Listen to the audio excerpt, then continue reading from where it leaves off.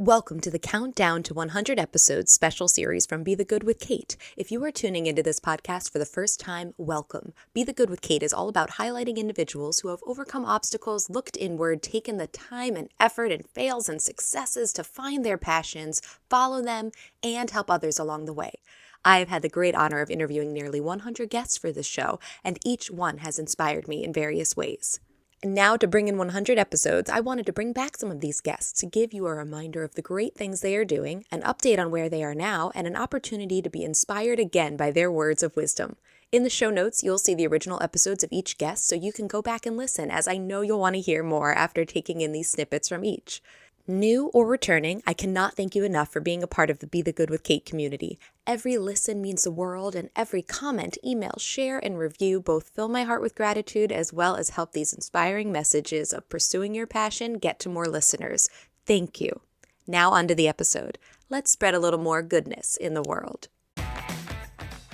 Episode 67, we had Sophie Lindberg on Be the Good with Kate. She's the host of Claim Your Potential. And I think that still to this day, she remains the youngest person on the show. And she's already done so much in her a few years on this earth, comparatively speaking. But you are joining us now from DC still? Yes. I'm still based in DC. Great. And tell us more about what you're doing, what's going on with the podcast. Share away. Absolutely. So last time I was on, Claim Your Potential was called something a little bit different. It was still just a podcast. And since then, it has really evolved and it has become a larger organization where we have a board of directors and we have interns that are working with us. And we have filed our articles of incorporation as a not-for-profit corporation in the District of Columbia. And we also just filed our 501c3 nonprofit status. So fingers crossed there, it all goes through. We filed that a little over a month ago. So lots of just amazing updates since I was on the show. I think last time I was on the show, I was, still trying to figure out and navigate, all right, what do I want to do with this podcast? I knew I wanted it to be a little bit more, but I wasn't quite, sure where I wanted to take it yet. And so now we offer a couple of services. We have a few programs beyond our podcast. So we have a mentorship program called the Empowered Women's Network, where we connect, women in the same industries or women that are pursuing the same industries together, one as a mentor, one as a mentee, and we, provide them with that one-on-one mentorship experience. And we have networking opportunities with that and an exclusive LinkedIn group. And we've really just been developing out this program, of course, 100% free for everyone. So that's been a new development in, the not-for-profit side of what we do. And then, of course, we also have, the podcast, and then we also run a couple other educational resources. So we've launched tools and workbooks, and we're really trying to push out, educational campaigns on social media. And so it's been a very exciting couple of months. Just especially since April is really when everything got into the full swing of things. So it's been lots of new developments, and there's more programs coming. And the Spotlight a Woman in Your Community, that's also a new program that we've just launched, which is you get to nominate someone in your community that's making a difference, and we'll spotlight them on social media, on our website, in our newsletter to really, raise women up and give them that voice and that platform. So there'll be lots more coming. And yeah, it's been such an exciting journey. Wow. You hear about podcasts becoming narrative for like books or television shows, but you don't often hear about podcasts turning into an entire nonprofit. And that is so awesome. What was the impetus for that? I mean, you said that you knew you wanted it to be more. What was the decision of, it's going to be a nonprofit, and because there's more to it, but yes. Yeah. So last time I was on the podcast, I know we talked a lot about, my experience in the nonprofit industry and how that's really been, where my headspace has been and where, my education is and where my career experience has been in. And so I knew that, all right, a nonprofit's definitely on the table. I want to start one down the line at some point. And down the line, I was like, all right, maybe that's 10, 15 years away. We'll think about it later. and the podcast was growing, and I was sitting and I was thinking, and I was like, I know there's more. There's just a little bit more I could be doing, and I couldn't quite put my finger on it. And I thought it was, all right, maybe I need to do more episodes. And I went, no, I don't think that's it. And I was talking to some friends about it, and, they were asking me like, all right, how does Claim Your Potential connect with what you want to do in the future? And I was like, I'm not sure yet. And I always had this idea in the back of my mind of starting a empowerment center that would have, vocational skills classes and, resume building and financial workshops and things like that. And so that was always in the back of my mind. But again, I thought it was later on down the road. And someone had told me, they said, well, what you're doing with Claim Your Potential, the podcast, is you're essentially, you're building an audience, you're getting that brand recognition out there, but you're in the process of educating on those topics that you want to do your empowerment center on. So why not just connect the two together and then make it, a subsidiary of, the bigger brand of what Claim Your Potential is. And so from that conversation, I went to the drawing board, figured out a logo, figured out new branding, vision, mission, all of that, and was like, okay, I think I can work with this.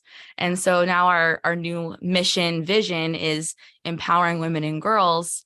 And how we do that is providing them with the skills, resources, and tools that they need to grow academically, emotionally, financially, and professionally. And so with that comes, podcast episodes. With that comes different workbooks we put out. It comes with our mentorship program and lots of other programs that are coming down the line that really address that while still fitting so seamlessly with what was already going on with the podcast and the guests that I was talking to and the topics we were talking about. And so it just seemed like the next step, the natural next step. And it, had very little mental pushback from me. It was very like, oh, this is definitely it. I can go full steam ahead.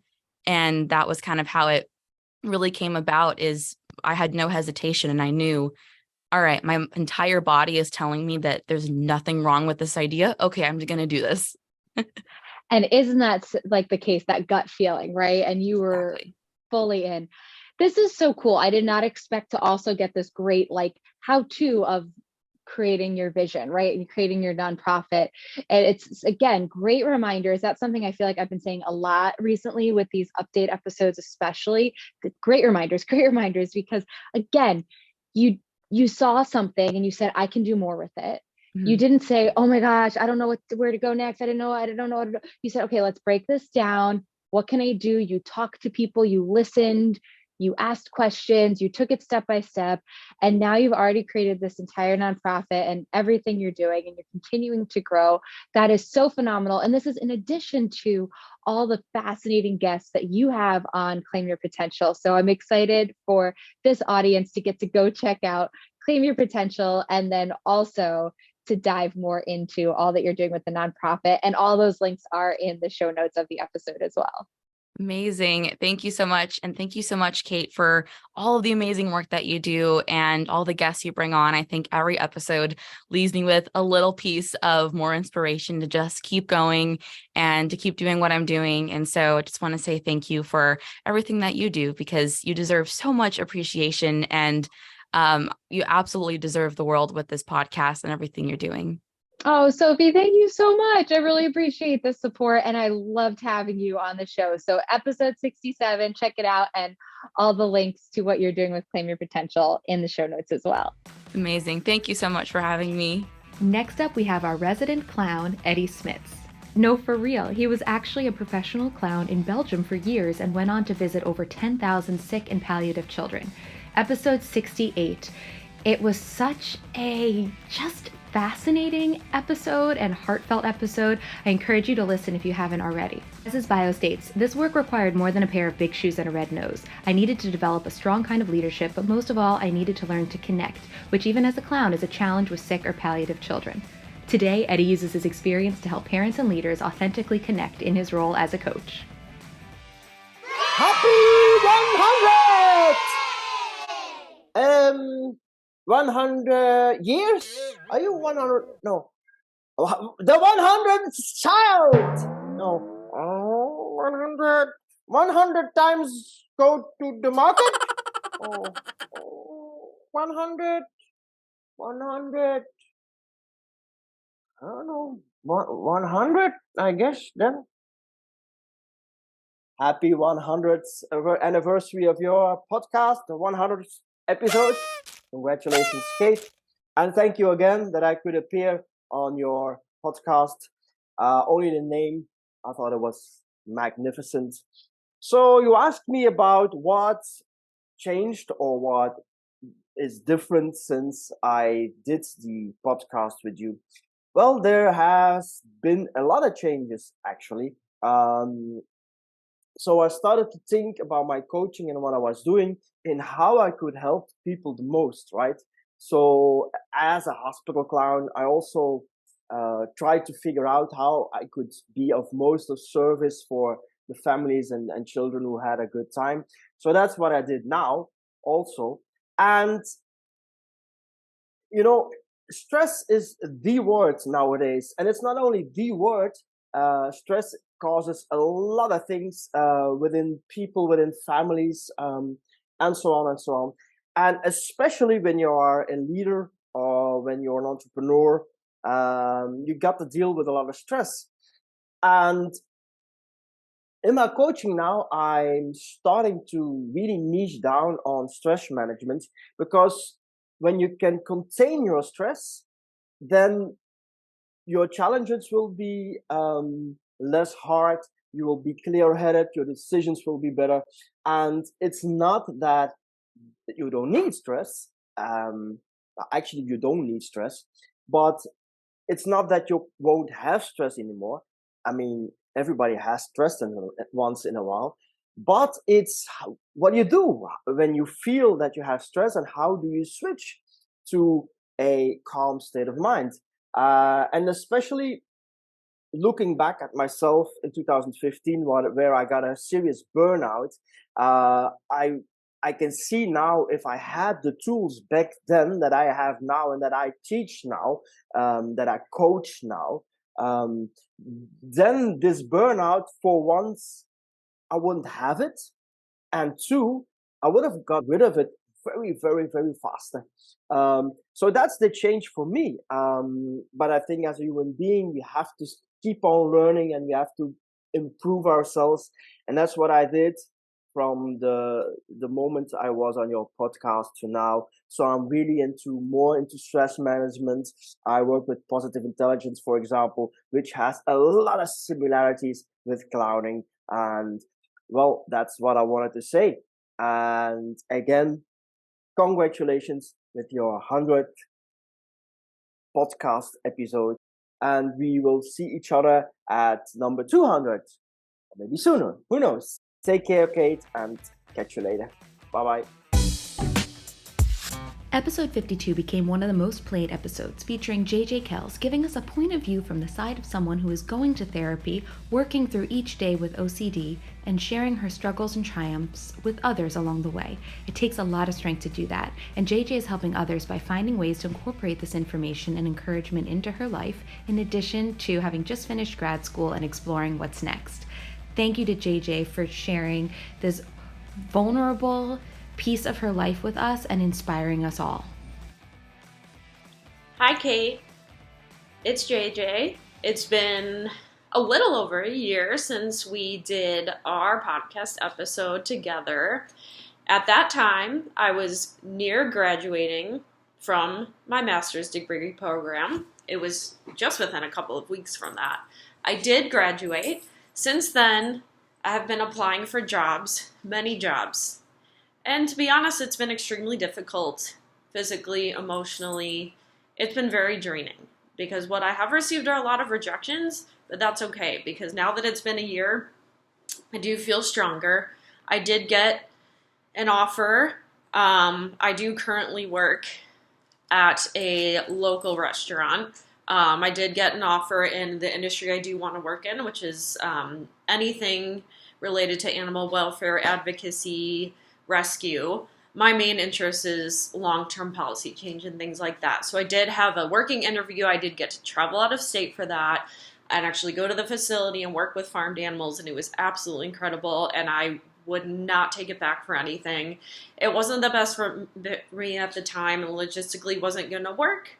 However, I have also had conversations with other organizations, and actually just recently had one that I actually expected to go lead to something potentially, which it didn't. So I ended up thinking about the conversation a bit and realized that it actually did go better than my emotions initially told me it did. And hopefully we'll stay connected. There just weren't as many openings as there were a little bit ago. Anyway, my point in all of this is that even though my life does not look right now as I would have said I wanted it to when we did our podcast, I think that my ability to deal with these things is a lot better. I have really taken a lot of time to explore myself and largely what we talked about, which is mental health. I did engage in a program for a little over 2 months that was all day, most of the day, 5 days a week. Then it went down to 3 to 4.